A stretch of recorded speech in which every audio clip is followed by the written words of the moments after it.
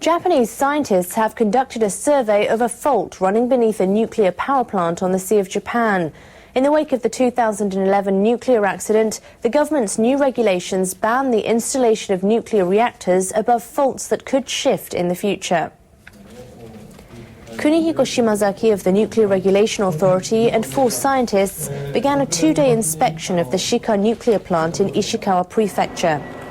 They descended into a 40-meter deep pit near the number 1 reactor and entered a tunnel dug to examine the fault's condition. Shimazaki and the others will try to determine whether the fault under one of the reactors is active. The plant operator has denied the possibility. Restarting the idle reactors at the Shika plant depends on this inspection. NRA officials and scientists also plan to check another fault located 1.4 kilometers east of the plant. The people in charge of another Japanese nuclear plant are pushing to restart their operations. They want officials to screen their safety measures for the Tokai No. 2 facility north of Tokyo. They say first they'll try to get backing from leaders of nearby municipalities. Officials with Japan Atomic Power Company say they'll conclude a memorandum with leaders of 11 municipalities as soon as next week. They promise to give those leaders an explanation before asking nuclear regulators to screen their safety measures. And they promise to get the support of the 6 municipalities nearest the plant. Analysts say the memorandum will give local governments a stronger voice as the firm will have to address their concerns. Company officials want to apply for screening of their safety plans as early as the end of next month. Nearly 1 million people within 30 kilometers of the plant would have to leave their homes in the event of an accident. Some municipalities have no evacuation plans. Japanese nuclear regulators are screening safety plans for a reactor in a potentially dangerous area. Operators want to put the plant back online, despite the possibility of a megaquake. Members of the Nuclear Regulation Authority spoke with representatives of Chubu Electric Power Company. They wanted to know about safety measures staff have put in place for the Hamaoka plant in central Japan. Staff asked the regulators earlier this month to check their safety measures for the plant's number 4 reactor. They have to satisfy tougher new government guidelines before they can restart any reactor. Company representatives said they're building a 22-meter breakwater in case of a tsunami. Regulators ask how they'd study the possible effects of an earthquake when data on the focal area are limited. And they asked how badly a tsunami could damage facilities that cool the reactors. Plant operators shut down their reactors 2 months after the Fukushima nuclear accident in 2011. Government officials asked them to take the facilities offline because they were concerned about the possibility of a megaquake. Japanese power companies have applied for safety screenings for 17 reactors at 10 plants. That's 1/3 of the reactors across the nation. All of Japan's nuclear plants are offline. Japan's Nuclear Regulation Authority has decided to prioritize their safety screening process for one of the nation's nuclear plants. This means the plant in southwestern Japan will likely be the first to clear the first hurdle towards a resumption of operations.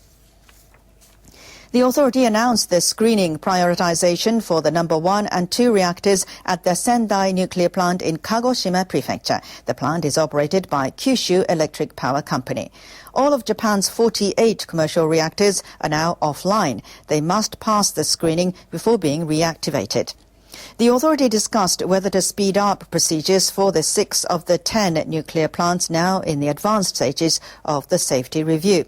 Prioritization includes confirmation of the maximum levels of expected earthquakes and the height of possible tsunami. The operator has raised its estimate for the maximum levels of tremors and tsunamis. The authority will issue a report on the results of the safety review process. It will allow a restart after listening to experts' views and holding public hearings in the prefecture.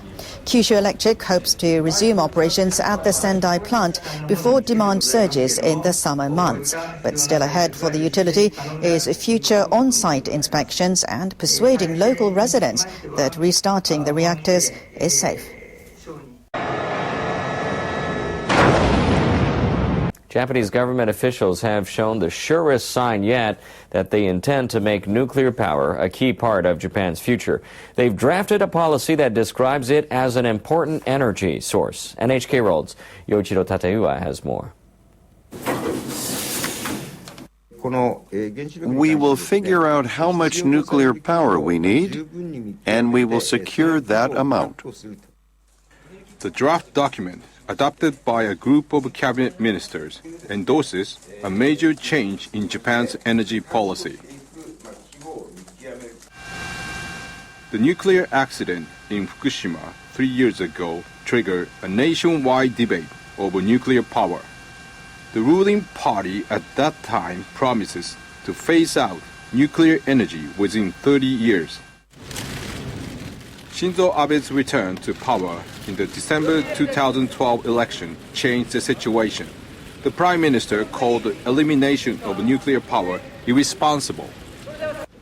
The draft energy policy adopted on Tuesday says the government will restart reactors once they clear the latest safety regulations. The document also underlines the need to learn from the nuclear accident and the importance of safety. But some people question whether it is really safe to resume operations at nuclear power plants. Among them is the governor of Niigata.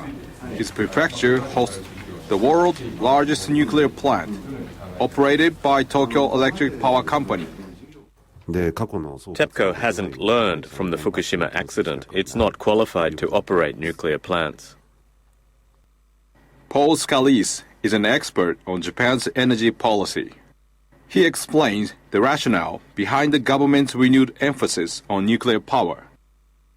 You have Japan's very precarious lack of natural resources and the hope that by moving away from fossil fuels like imported gas, oil, and coal, that you can avoid the very disruptive shocks to both electricity prices as well as gas prices that took place in the 1970s. Scalise says the energy policy will be welcomed by the business community. But he adds the utilities and the government need to display more transparency in order to convince the general public. Yoichiro Tateyuwa, NHK World.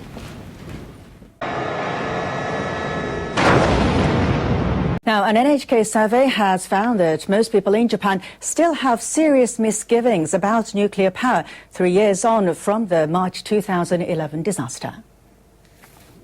NHK's Broadcasting Culture Research Institute conducted the nationwide survey late last year. Among 3,600 people, 68% responded. People were asked if they are concerned about the possibility of nuclear accidents that could affect those living in the area. 37% said they were very concerned, and 50% said they were somewhat concerned. 14% said they had little or no concern.